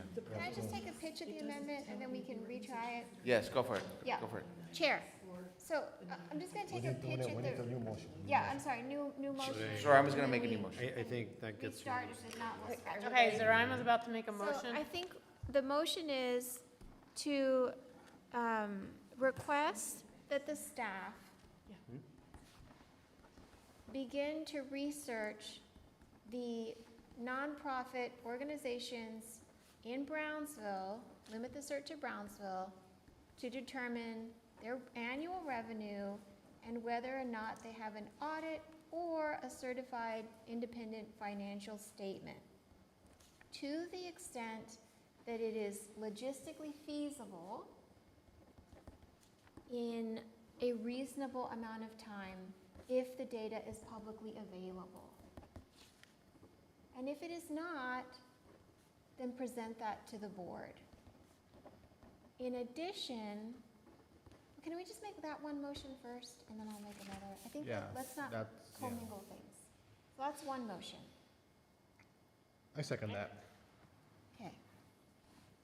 We've got a motion on the floor to research nonprofits in Brownsville to the extent that it's logistically feasible. We have a second. There was a second.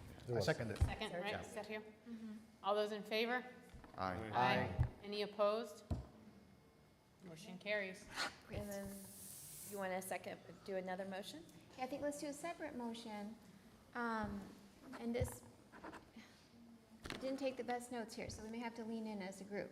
I think the motion here is to have the staff again revisit the original eligibility guidelines that were presented to the board during the September meeting and review the eligibility parameters that were presented to the public via the website and or any other public-facing communication, determine if there was a discrepancy, and if so, bring that back to the board to make a decision about how to determine what we do with applications that applied prior to this date and those going forward. Second. We've got a motion on the floor and a second. All those in favor? Aye. Aye. Any opposed? Aye. And then can I make my motion for the grace period, right? Sorry, I forgot the grace period. Yeah. So I want to make a motion again to see if administration can look into or explore some sort of grace period, and hopefully look into implementing it after the fact, right? That's it. Second. Thank you. We got a motion on the floor and a second. All those in favor? Aye. Aye. Any opposed? Motion carries. Okay. Any more action on item number 7? Before you start, you have to go back. We have one more. Sorry, we have to do statement. Jill, Yes, we need, I don't need a motion, this is just like a discussion point of clarification. If we want to maybe table for the next discussion, or if Miriam wants to give us some insight for the next meeting on what do we mean by sizable, what was the exact word? sizable, Oh, the High service or something? percentage, a high percentage of. high percentage Yeah, of like Brownsville residents. So define that. Yeah, what do we mean by that? Just give us some. Okay, we're gonna go back to signing the oath of office and statement of appointment for Cesar Lopez. So Cesar, could you bring your Hi, John. your stuff and come up front. Nubia? Nubia's gonna walk you through it. Thank you for reading that. Well, sometimes Both of them. it's just a. Nubia's gonna come in. We all share the same. If you can just front. I'm honestly, I was like this. Got to, man. Just wait it. It's making too much commotion for nothing. No, these organizations. Good. That's right.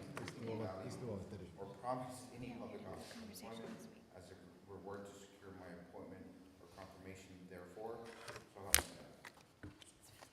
And then I, Cesar Lopez, do solemnly affirm that I will faithfully execute the duties as a member of the Brownsville Community Improvement Corporation of the City of Brownsville, County, What's nine? the State of Texas, and will do the best of my ability to preserve, protect, and defend the Constitution and laws of the United States, of this state, so help me God. Next. Yay. Thank you. Excellent, so we're gonna move on to number 9, which is consideration and action to enter into a performance agreement with the following 2023 Startup Texas winners for the Quality of Life Ventures, SBIR/STTR, and Emerging Industries Demo Day competitions. Thank you, Board Chair. Brief overview, especially for our newest board member. Startup Texas started in fiscal year of 2019 actually. It's started off as a seed fund. It is now morphed into an accelerator program with 3 individual cohorts a year, each one geared toward an individual kind of subset within our ecosystem here.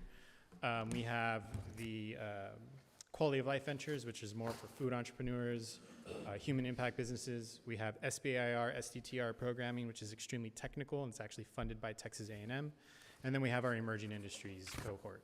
Each of them have to undergo 12 weeks of programming, after which it culminates in a demo day where they're able to it's a pitch competition amongst a panel of judges, and then they're able to win anywhere from $40,000, $20,000, or $10,000. Once that company's gone through all of that programming and they've also won the competition, we enter into a performance agreement with them for their grant funding. Every agreement's the same with the exception of the individual obligations, which I will now list.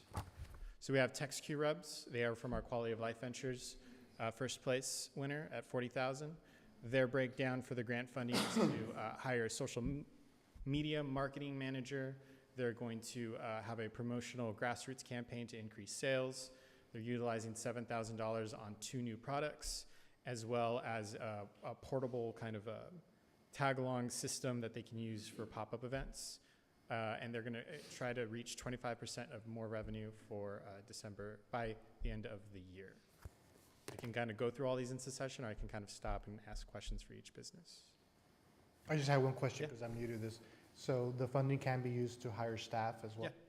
Yeah, the funding can be used just like this. They cannot deviate from this. This is From what we that, agree with them on.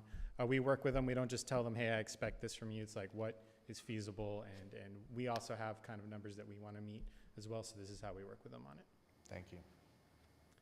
Next, we have Embedded. They're creators of fitted bed sheets using RFID modulators. This was our SBIR, STTR programming, the funding of which half of it comes from Texas A&M's Engineering and Experiment Station.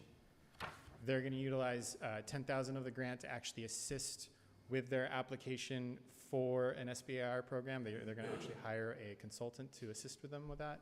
Then they're going to use the other $10,000 for the actual components of their furthering their prototypes. Next, we have Pishardi Electronics. They create this sort of, it looks like a beanie cap that can assist with migraines. If you're familiar, Pishardi's a neuroscientist over on Alton Glore. They're going to utilize the funding. They won $10,000. They're going to use $2,000 of it for the contracting the manufacturer. They're going to buy various devices, various portions to create the vibration device. They're going to create finished product by July, and they're going to commence actual trials by August. And we have Apico beds. They have it's patented in Mexico. They're actually trying to get the patent here in the United States. It's a foldable bed that you can actually take a look at up at the prototyping space. It's actually physically here, which is really cool. They're going to utilize $12,000 for further prototypes here developed here in Brownsville. They're going to actually use $20,000 to recruit someone here to help them with sales, $8,000 of it for permitting, as well as trying to get that patent here in the States. They're also going to be conducting real-world testing of the product itself with UTRGV. And lastly, we have BuildCo. They were the third place winner for the Emerging Industries cohort. They're going to utilize the grant. They're going to be traveling to various construction vendor exhibits. They're going to kind of expand on the software development they have and then launch phase 2 by March. And they're going to be hiring 2 software developers by summer. I will open it up to any questions. I'm sorry, Nathan, did you say what BuildCo actually makes? BuildCo is a software development company. They essentially, you can drop in any blueprint and it will actually automatically give you a calculated cost of what it expects it to come out to. And what's fun is you can end up highlighting certain rooms and it'll tell you this room costs X amount of money. You remove that room. It's kind of in real time showing you cost and figures for construction sites. They actually found us by accident. They were coming to another one of the Texas Venture Crawl we did a couple months ago, expecting it to be a pitch competition. It wasn't. It was just a networking event. But after talking to him, I thought he'd be a great candidate for our accelerator program. He went into the program, and he ended up winning 3rd place. So it's good. In your programs that they all attended, I'm assuming there was, you covered the grants and kind of best practices for Oh, yeah. success? Okay. Yeah. We enter into this. We build out these obligations with them specifically. They've also, and the reason why before we never had that accelerator program, it was just a open all, anyone can pitch, we'll give you money. Last year, we're like, we really want these businesses to have actually undergone programming before we even give them money. So that's where we are now. Moving forward into the future, we're actually modifying Startup Texas a 4th time to where we're going to focus heavily on just the programming. We will have a separate standalone grant that each application can apply to directly, kind of like BIG, kind of like the quality of life one we were just talking about, for specific things, as opposed to kind of entering into these really big agreements and making them compete against each other into a pitch competition. It's just further and further evolving. We wanted to do this by 2027, but with the EDA grant funding we got back in November, we're actually moving this up to, this will be the last fiscal year that we do it like this. Next fiscal year, we're moving on to that new streamlined version. New things. Motion to approve. Got a motion on the floor. Second. For a second. All those in favor? Aye. Aye. Any opposed? Motion carries. Thank you, Nathan. Our next agenda item is number 10, which is consideration and action to approve the build-to-scale EDA grant staffing plan as recommended by the President and CEO. Corey? As Nathan was saying, we did receive an EDA grant award notice in November for $1.2 million. And the reason for the EDA grant is to move to the next phase for our Startup Texas, which includes more accelerator programs to offer training for technical support, research, targeted support in tech, manufacturing, space, health, and energy sectors, to equip the entrepreneurs with the skills and resources we need. So within that grant, we outlined that we need 2 hires to achieve the grant's objectives. That included the eBridge program specialist and the marketing specialist. These new hires aim to support the development of the pipeline of the commercialization, the innovation, and the manufacturing of this entrepreneurs that go through all this and help them reach untapped markets. So what the eBridge program specialist will be under the direction of Nathan, the Vice President of Entrepreneurship and Innovation.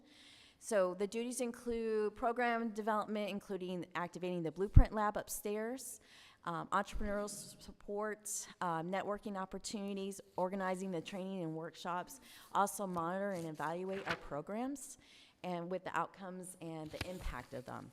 So the salary range is $45,000 to $65,000. This is the standard in the economic development world, the IEDC. So we propose the first year salary not to exceed $55,000 based on the qualifications. And based on the 55,000 with the benefits, and we're basing it on the highest tier of the employee and family rate, the benefits total is 83,000 and change. For the marketing specialist, under the direction of Nelson, our Director of Marketing and Communications, duties include the campaign development, the management, digital marketing, social media management, marketing material development, as well as event coordination. The salary range for a marketing specialist is 38 to 60,000. So we propose a first-year salary not to exceed 45,000. And again, the benefits is a little over 70,000 based on the employee and family rate. And again, the employee and family rate is at the highest tier. So it could only be just employee or employee and child or employee and spouse. So I just based it on the highest. So the combined new totals of the new hires would be 154,000. So these positions are available just on the duration of the EDA grant, which is 3 years. Again, the estimated hire is 154,000. For our EDA reimbursement, it covers 40,000 per salary, plus 8,400 for the benefits. So that's a total of 96,800 for the next 3 years. So over 290,000. So our estimated total out of pocket for BCIC is a little over $57,000. In our 2024 payroll and benefits budget, we budgeted 1.1 million in our budget. And with these new hires, we would actually be under, and we would be at 968,000, close to 969,000. And the reason for that is we, for the proposed jobs that we had for that 1.1, what we did was we reevaluated our job duties and all that, and so we were able to eliminate the need for an eBridge facility manager, a loan officer, as well as external CEO, because we promoted Victoria for that. So there was cost savings on that. And so that is our proposal for the staff plan. Any questions? So, Corey, how has that shift in the organizational structure worked out so far? What's that look like? So you've had people moved into Yeah. different positions with different responsibilities for some weeks now. Do you feel like that's going to work? It is. We really wanted to hire one other person, but because of what's going on with what might happen in BCIC, we want to not hire any additional. But this grant was proposed with these 2 hires. So that's leaving money on the table if we don't do it.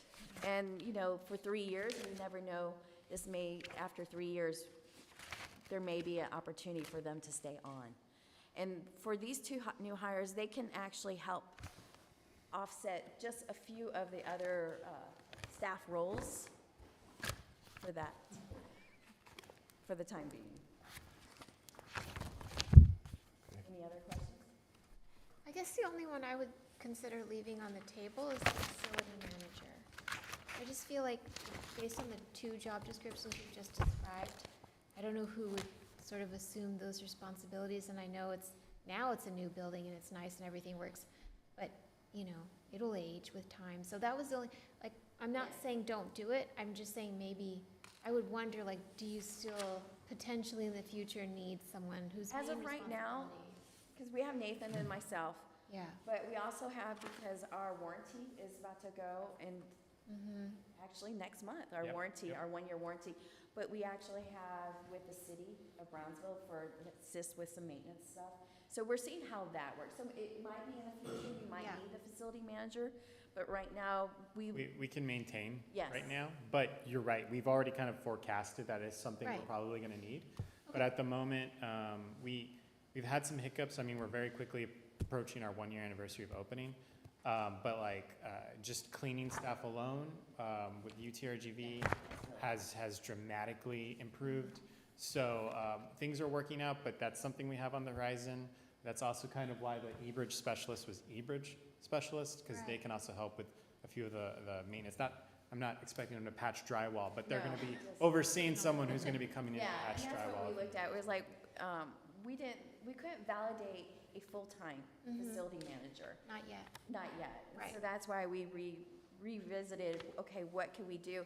And that's where the Bridge program specialist can offset, you know, helping Nathan, helping myself with, you know, pointing out things and hiring the contractors or contacting the city to And- help us. And we're still, by next month, all of the equipment for eBridge will be in place. We're still missing a TV here. If you looked at the elevator, the TV's been moved and there's some blemishes that need to be, so we're still kind of getting to Yeah. that point. A lot of that was just COVID delays. Even our access card system is still the temporary one, because the COVID one still hasn't arrived.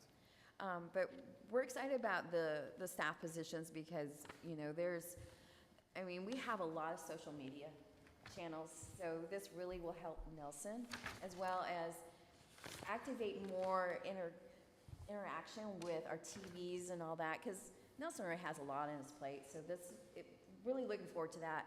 But also the eBridge program specialist is gonna activate our prototyping lab. And so we actually have like almost $100,000 from the EDA grant to get the equipment. And we need that person to actually manage and know how to do the equipment so they can do that for the people who are in the prototyping. And then come up with a program so we can use those machines for their prototyping, but also activate, you know, I really want to activate K through 12 as well down the road.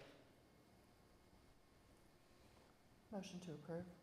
Got a motion on the floor to approve. Do I have a second? Second. Okay, all those in favor? Aye. Any opposed? Okay, the motion carries. We need a motion to go into closed session. So moved. Second. All those in favor? Aye. Okay, we're moving into closed session. I need to read it. I didn't read the whole thing, sorry. Closed session, in pursuant to Texas Government Code Section 551.071, consultation Yeah, with I'm gonna special do that counsel related to the municipal development district. Please don't start talking yet, I need to do something. Yes, exactly.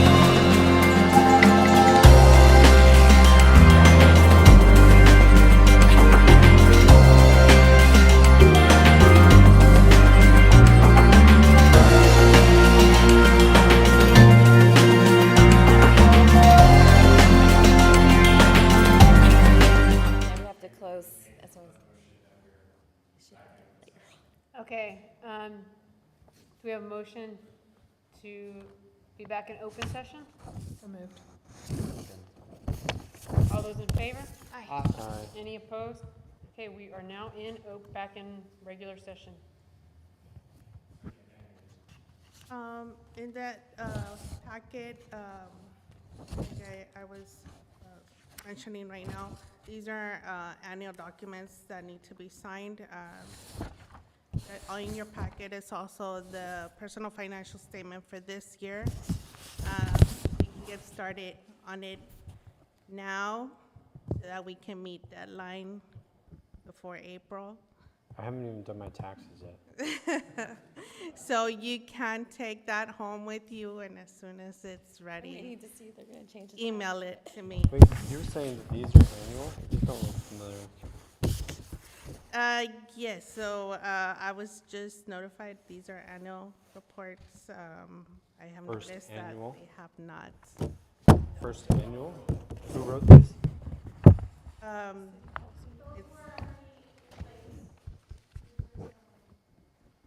The new one is a confidentiality agreement, but the other two, which is the code of ethics and, So wait a minute. So this is from the city? no, the city has its own, which is in the back of the financial statement, which is chapter 38, but then BCAC has their own. We have our own documents. Why? Why is it necessary to have another code of ethics? And it's always been done like that in the past. Has? I don't remember signing anything like that. Or a conflict of interest. We're gonna take it with us, right? Next, for this year. yes, I went the ahead and baskets. printed it out. Like I said, we did send it out Yes, I know. via email as well.